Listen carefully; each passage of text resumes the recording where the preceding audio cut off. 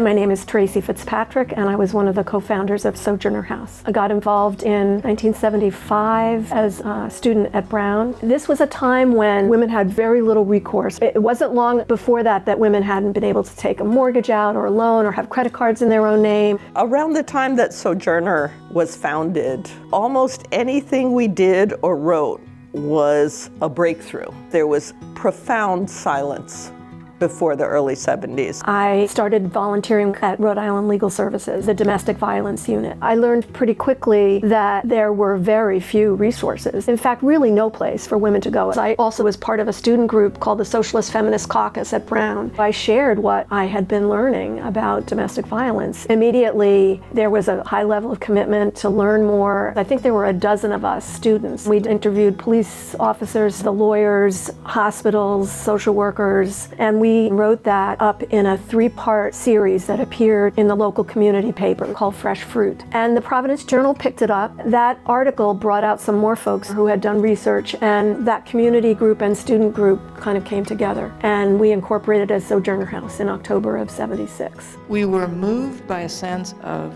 personal and political outrage that the private space was a space of horror and an entrapment for too many women. And what is wrong with that? How come you can't feel safe in your own home?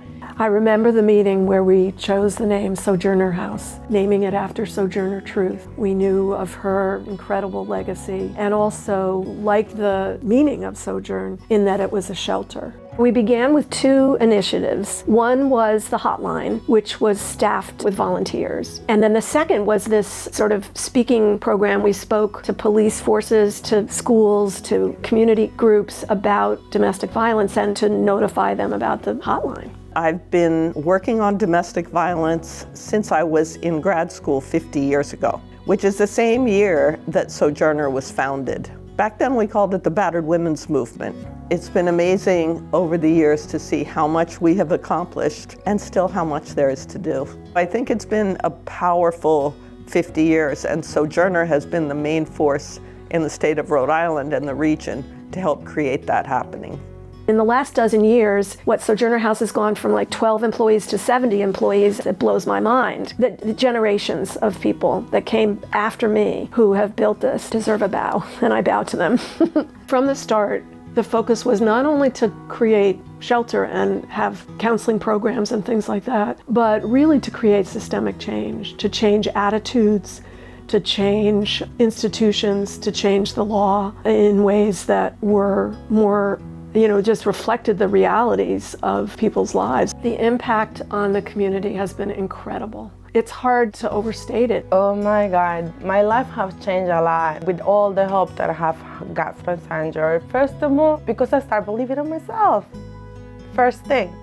Second, because I start actually taking help from people. It's just got a big impact on my life because I can go move forward because I believe in myself. At the point that I believe myself, I went back to college.